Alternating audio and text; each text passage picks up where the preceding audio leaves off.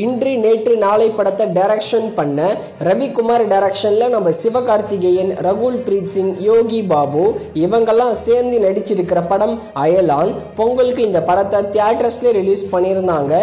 இந்த படம் ரிலீஸ் ஆகி இது வரைக்கும் கிட்டத்தட்ட 85 crore கிட்ட கலெக்ஷன் கொடுத்துருக்கும்.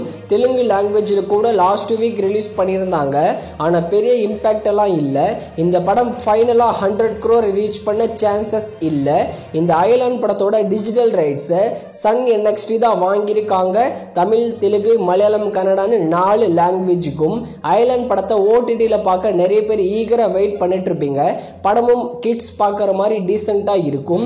இந்த அயலான் படத்தை வர February 9 சன் NXTயில் தமிழ் லாங்குவேஜில் மட்டும் ப்ரீமியர் பண்ண போகிறாங்க.